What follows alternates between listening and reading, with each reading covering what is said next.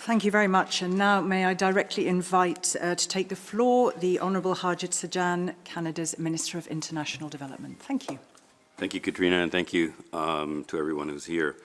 Since Venezuelans began to flee their homes in 2016, 25% of the country's population have become refugees or migrants as a result of the ongoing crisis that made them flee because they had no other choice. Now, this is in addition to the 1/4 of the population in Venezuela who are also in need of humanitarian assistance. Venezuelans left their homes in hopes of finding a better future elsewhere and are being welcomed by neighboring countries, Colombia, Peru, Ecuador, Chile, and others. By now, many have settled in the countries that have given them safe harbor. And I applaud the strides that host countries and communities have taken to welcome this mass influx of people. I also recognize the efforts of the many partners involving the response, UN agencies, civil society organizations, and the private sector, just to name a few.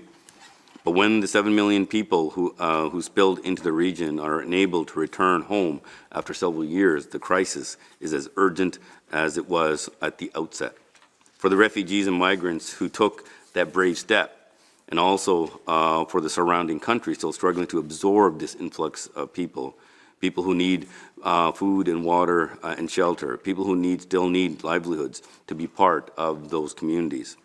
So how is it that a crisis of this magnitude has flown under the radar of public attention and also from international response? The situation was overshadowed to some degree by the COVID-19, as everyone has struggled to provide health care in very difficult circumstances. And since the pandemic, we have seen many competing international priorities. But together, we need to make sure that the world is aware of this massive challenge facing the Americas.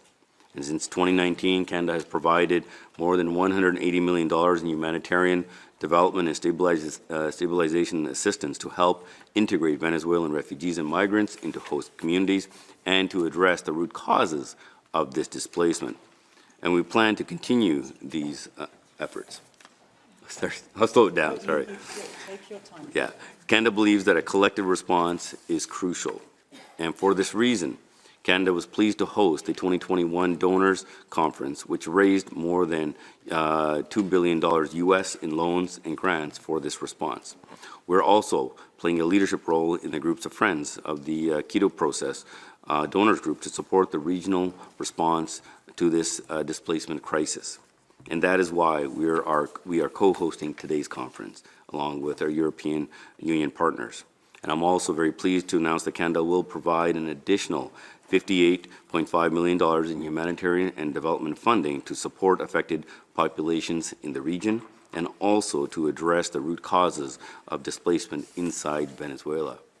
And it's time to acknowledge that this issue is not going away. It's time to promote regular immigration pathways, to find new ways of sharing the responsibility with host countries who have carried the lion's share of their response till now.